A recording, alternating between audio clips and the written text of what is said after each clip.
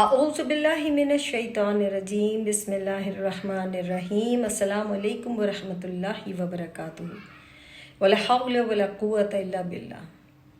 جب بھی ہم کسی غیر مسلم سے اپنے دین کے بارے میں بات کرتے ہیں، اسے دین اسلام کے بارے میں بتانے لگتے ہیں تو بڑے خوش دلی سے ہم بتاتے ہیں اور ہمیں کوئی گھبراہٹ نہیں ہوتی کہ نہ جانے اس کا وہ جواب کیا دیں گے یا وہ ہمارے ساتھ کوئی بدتمیزی کریں گے، بالکل ہمیں کوئی خوف نہیں ہوتا۔ لیکن کیا وجہ ہے کہ جب بھی ہم اپنے مسلم بہن یا بھائی سے دین کے بارے میں، اپنے دین کے بارے میں بات کرتے ہیں تو پھر ہمیں پہلے ان الفاظ کا کیوں چناؤ کرنا پڑتا ہے؟ معذرت کے ساتھ، معافی دیجیے گا، معاف کریے گا، اگر آپ کو میری کوئی بات بری لگ گئی تو پلیز معاف کر دیجیے گا۔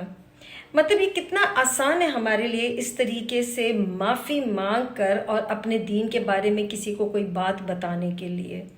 ہمیں اللہ کے خوف کی بجائے ہمیں ان سے خوف آنے لگتا ہے کہ نہ جانے وہ ہمارے پیارے ہم سے ناراض نہ ہو جائیں، ہماری کوئی بات ان کو بری نہ لگ جائے، اور ہم میدان حشر میں کیا جواب دیں گے اس کا ہمیں بھی اندازہ نہیں ہے کہ اللہ ہماری پکڑ کرے گا۔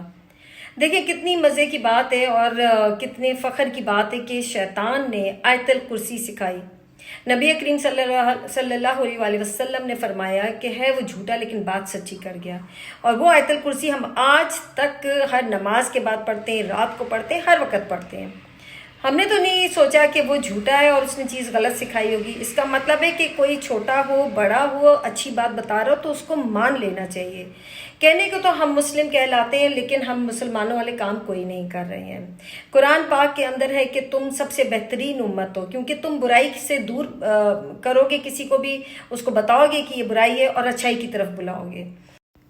صحیح بخاری کی حدیث ہے کہ میری طرف سے تمہیں کوئی ایک آیت یا کوئی بھی سنت سمجھ آئے تو وہ تم دوسروں میں پھیلاؤ۔ کیا ہم وہ سارے فرض ادا کر رہے ہیں؟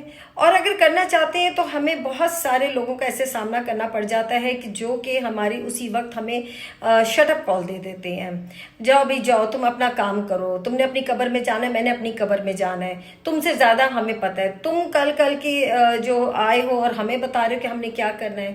میں نہیں مانتی اس چیز کو کہ چاہے علماء ہو چاہے کوئی اور ہو، یہ ہم سب کے اوپر فرض ہے کہ ہمیں اپنے دین اسلام کو سمجھنا اور دین اسلام کو پھیلانا ہے، چاہے وہ ایک ہی بات کیوں نہ ہو، مگر یہ لوگوں کو سمجھ ہی نہیں آتی ہے۔ اب دیکھیں ایک چھوٹا سا بچہ اگر آ کے آپ کو کہہ رہا ہے کہ سورہ البقرہ کے اندر آیت نمبر 279 ہے اور اس کے اندر سود کے بارے میں لکھا ہے کہ وہ اعلان جنگ ہوگا اللہ تعالیٰ نبی کریم صلی اللہ علیہ وسلم سے، اگر وہ آپ اس کی تصدیق کریں بات صحیح ہوگی تو آپ اس کو مانیں۔ ترمذی کی حدیث ہے کہ حکمت جو ہے وہ مومن کی گمشدہ میراث ہے، تو جہاں سے بھی ملے اسے لے لو۔ تو آپ دیکھیں کہ اگر عام زندگی کے اندر اگر ہمیں پتہ لگے کہ ہماری وراثت کا کوئی حصہ کہیں پہ ادھر ادھر ہے تو ہم فوراً بھاگے ہوئے جائیں گے اور وہ اس کو حاصل کرنے کی کوشش کریں گے۔ تو پھر ہم اللہ کی آیات کے اوپر کیوں نہیں دھیان دیتے؟ پھر ہم ان باتوں کے اندر کیوں جھگڑا کرتے ہیں؟ کیوں ہم اس طرح کی باتیں سوچتے ہیں کہ تمہیں نہیں پتہ ہوگا، اس کو نہیں پتہ ہوگا؟ اگر کوئی بات آپ کو بتا رہے ہیں، میں بھی بہت لوگوں کو سنتی ہوں، پڑھتی ہوں، اور مجھے جو کچھ سمجھ آتا ہے میں پھر پہلے اس کے بارے میں تصدیق کرتی ہوں اور اس کے بعد اس بارے میں عمل کرتی ہوں اور دوسروں کو بتاتی ہوں۔ ہم لوگ غیر مسلموں کی ہر چیز کو اپنانے کے لیے کتنا آگے ہوتے ہیں، چاہے وہ ہیلوئین ہو، چاہے وہ ویلنٹائن ڈے ہو، چاہے وہ بلیک فرائیڈے ہو، کرسمس ہو، ہم کتنا بڑھ چڑھ کے اس میں حصہ لینے چلے جاتے ہیں، اپنے آپ کو ان کے ساتھ ساتھ لے کے چلتے ہیں، فخر سے کہتے ہیں ہم نے یہ کیا۔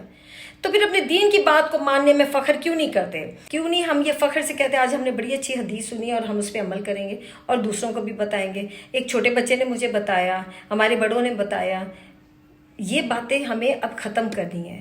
اگر ہم چاہتے ہیں کہ ہمارا دین اسلام پھیلے تو ہم لوگوں کو پہلے خود اپنے اوپر بھروسہ کرنا ہے، اپنے اوپر سے یہ غصہ ختم کرنا ہے، اور یہ جو ذرا سی بات کے اوپر افینڈڈ ہو جاتے ہیں یہ معاملات ختم کرنے ہیں۔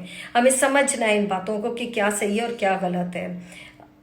سب سے بہتر انسان وہ ہے جو ابھی میں نے آپ کو حدیث بتائی کہ جو ایک بھی آیت سنے اور اس کو پھیلائے۔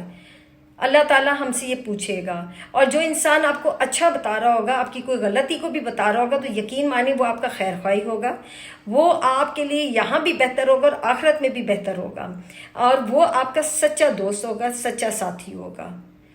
اس پہ غور کریں۔ السلام علیکم۔